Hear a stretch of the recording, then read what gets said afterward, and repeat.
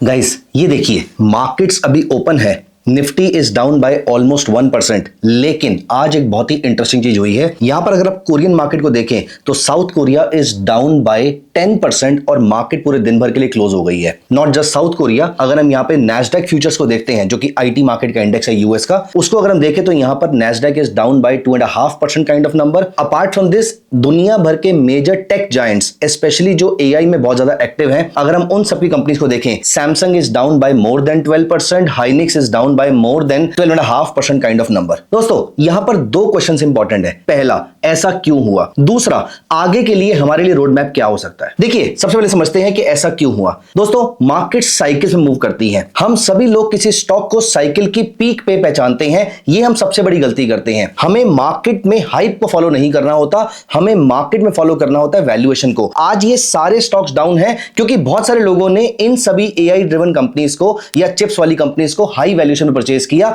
और जैसे ही profit booking आई, stop loss trigger होना शुरू हो गए और पूरी की पूरी मार्केट्स कोलैप्स कर गई हैं। अब आते हैं सेकंड क्वेश्चन पे कि हमें आगे क्या करना चाहिए। उसके लिए मैं आपको एक बहुत ही इंटरेस्टिंग डेटा पॉइंट दिखाता हूं। दोस्तों there is something called Buffett indicator. Buffett indicator बताता है कि मार्केट कैप टू जीडीपी की रेशियो क्या है। ये अप्रोक्सीमेटली 100% के आसपास रहे तो ठीक रहता है, इससे ऊपर थोड़ी सी ओवर वैल्यूएशन होती है। यहां पर देखिए ये आपका कोरिया का बफेट इंडिकेटर है जो लास्ट ईयर तक तो 100 के आसपास चल रहा था, लेकिन ऑल ऑफ अ सडन 264 हो गया है। तो यहां पर अगर हम ताइवान के बफेट इंडिकेटर को देखें तो it has come to 505। That's a kind of over valuation in Taiwan. लेकिन अच्छी बात यह है कि अगर हम इंडिया पे फोकस करें तो इंडिया का Buffett indicator is only around 122, मतलब ये हाईली ओवरवैल्यूड नहीं है। दोस्तों यहीं पर वॉरेन बफेट की एक स्टेटमेंट याद आती है, be greedy when others are fearful and be fearful when others are greedy. यही कॉन्सेप्ट आपको इंडियन मार्केट के लिए याद रखना है और यही कॉन्सेप्ट आपको एआई स्टॉक्स के लिए याद रखना है। लेकिन दोस्तों यहां पर जब इंडियन मार्केट्स रिलेटिवली अंडरवैल्यूड है तो आप कौन से स्टॉक्स को परचेज करने का सोच रहे हैं मुझे कमेंट्स में जरूर बताइएगा।